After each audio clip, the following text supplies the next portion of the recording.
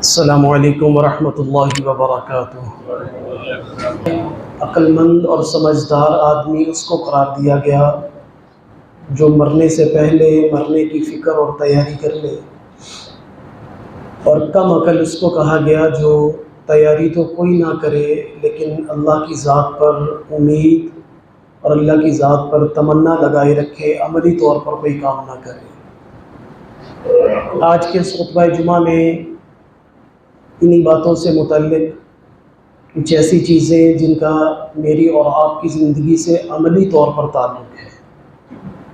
آج کے دور میں علم کا فقدان نہیں ہے بلکہ عمل کا فقدان ہے۔ علم بہت بڑھ چکا ہے، اس قدر بڑھ چکا ہے کہ اس علم کے بل بوتے پر ہی ہم نے عمل کو اتنا نیچے کر دیا ہے کہ بس بولنے جاننے والے کو ہی سارا کچھ سمجھ بیٹھے ہیں۔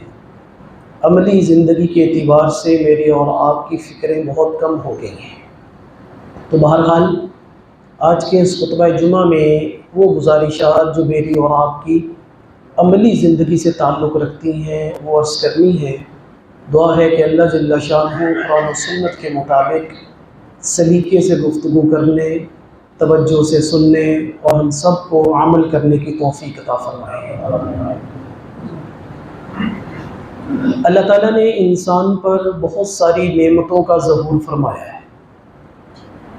ان میں سے بعض نعمتیں ایسی ہیں جو انسان کو صرف ایک مرتبہ میسر آتی ہیں، دوبارہ وہ نعمتیں انسان کو حاصل نہیں ہوتی۔ ان میں سے چند ایک کا اشارہ کر کے میں بات کو آگے بڑھا دیتا ہوں۔ جیسے جوانی ہے، یہ انسان کو ایک ہی مرتبہ ملتی ہے، یہ دوبارہ پلٹ کر نہیں آ سکتی۔ صحت ہے، یہ خدا نخواستہ کوئی آدمی لمبی بیماری میں مبتلا ہو جائے تو یہ دوبارہ پلٹ کر اس طرح صحت مند نہیں ہو سکتا۔ انہی نعمتوں میں سے پھر کچھ ایسی ہیں کہ جن کا تدارک انسان کا اسی زندگی کے اندر ممکن ہوتا ہے کہ اگر وہ اس کو اچھے طریقے سے سر انجام نہیں دے سکا تو اس کے پاس موقع مل جاتا ہے کہ اس کو بہتر طریقے سے سر انجام دے لے۔ لیکن کچھ چیزیں پھر ایسی ہیں کہ ان کا تدارک کا، ان کی تلافی کا موقع بھی پھر دنیا میں نہیں ملتا۔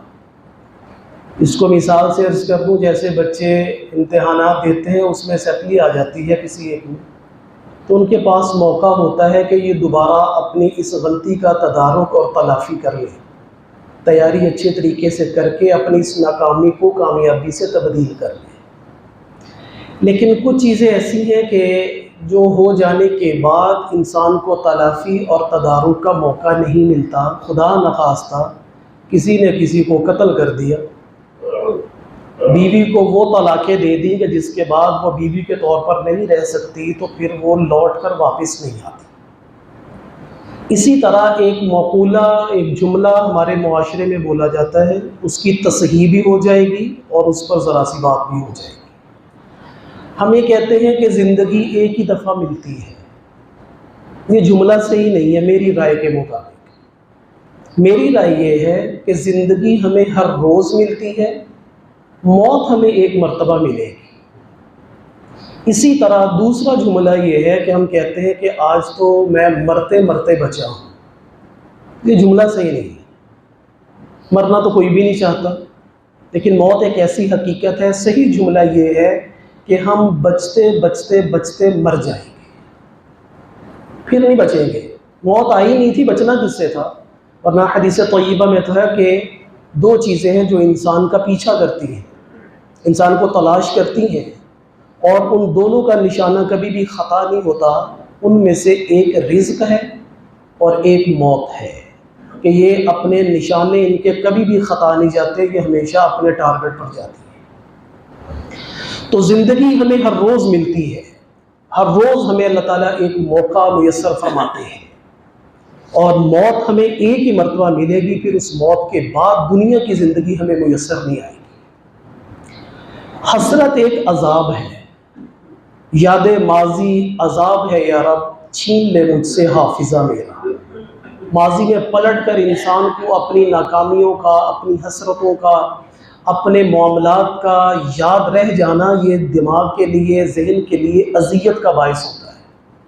اور یہ حسرتیں کہ کاش میں اس وقت ایسا کر لیتا، یہ انسان کا اس طرح پھر پیچھا کرتی ہیں کہ اس کو اچھے طریقے سے زندگی نہیں گزارنے دیتی۔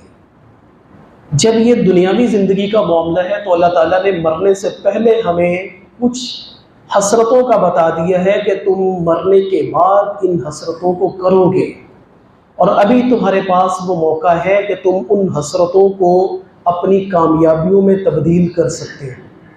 تم ایسی زندگی گزارنے کا تمہارے پاس چانس دے دیا ہے کہ وہ حسرتیں تمہیں نہیں ہوگی، لیکن اگر کسی نے اپنی زندگی کو سنجیدگی سے نہ گزارا تو پھر قیامت کے دن کی وہ حسرتیں صرف حسرتیں ہوں گی اور باعث تکلیف ہوں گی، ان کے تدارک کا کوئی موقع نہیں ہوگا۔